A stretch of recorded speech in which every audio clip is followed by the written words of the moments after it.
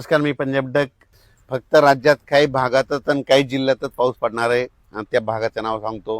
राज्यामध्ये फक्त ह्या 17 ऑगस्टपर्यंत नागपूर, भंडारा, गोंदिया, चंद्रपूर, यवतमाळ, अमरावती, अकोला, बुलढाणा, त्याच्यानंतर जळगाव, धुळे, नंदुरबार आणि मालेगाव ह्या पट्ट्यामध्ये काय होणार आहे, दोन कमी दाबाचे पट्टे आहेत. आता एक चाललाय आणि परत त्याच्या पाठीमागे आणखीन एक कमी दाबाचा पट्टा आहे. ते मध्य प्रदेशकडे जात असल्यामुळं त्याच्यामुळं ते सीमालगत त्या जे जिल्हे आहेत त्याच्यामुळे त्या भागामध्ये जे महाराष्ट्राचे सीमालगतचे जिल्हे आहेत मग त्या जिल्ह्यामध्ये काय होणार आहे, 17-18 ऑगस्टपर्यंत तिकडल्या पट्ट्यामध्ये मात्र ते पाऊस जोराचा पडणार आहे, शेतात पाणी साचणारा पडणार आहे, म्हणून हा अंदाज लक्षात यायचा.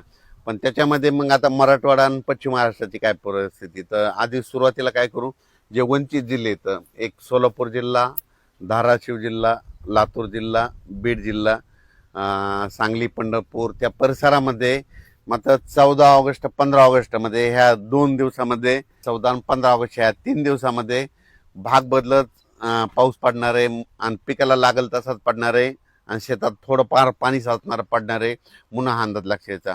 मुसळधार काही पाऊस पडणार नाही म्हणून हा त्यांनी अंदाज देखील लक्षात यायचा.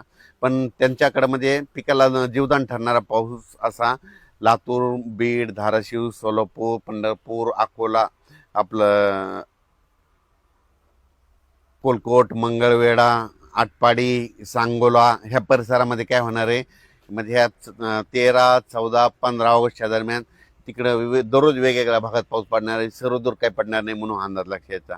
त्याच्यानंतर हा पाऊस काही काही ठिकाणी 1 तासाचा, कुठं अर्ध्या तासाचा, 22 मिनिटाचा, 10 मिनिटाचा, 5 मिनिटाचा असाच असणार आहे म्हणून हा अंदाज लक्षात यायचा. पण त्याच्यानंतर राज्यात मात्र परतीचा पाऊस धुमाकूळ घालणार आहे म्हणून हा अंदाज सोलापूर जिल्हा, लातूर जिल्हा, बीड जिल्हा, जालना, संभाजीनगर, अहिल्यानगर, सांगली, कोल्हापूर, सातारा, मानखटाव, म्हणजे मानखटावकडं तिकडं दुष्काळजन्य परिस्थिती आहे, म्हणजे काही तालुके असे आहेत की तिकडं पाऊस कमी पडतो, तिकडं मात्र परतीचा पाऊस पडणार आहे म्हणून हा अंदाज त्या शेतकऱ्यांनी लक्षात घ्यायचा. त्याच्यानंतर पुणे, मुंबई, इगतपुरी, संगमनेर, अकोले, नाशिक, दिंडोरी ह्या परिसरामध्ये सरी सरी चालू राहतील आणखीन जवळपास 17 ऑगस्टपर्यंत म्हणून हा अंदाज लक्षात यायचा. आणि त्याच्यानंतर मुंबईला देखील सरी येत राहतील म्हणून मुंबईकरांनी देखील अंदाज लक्षात यायचा.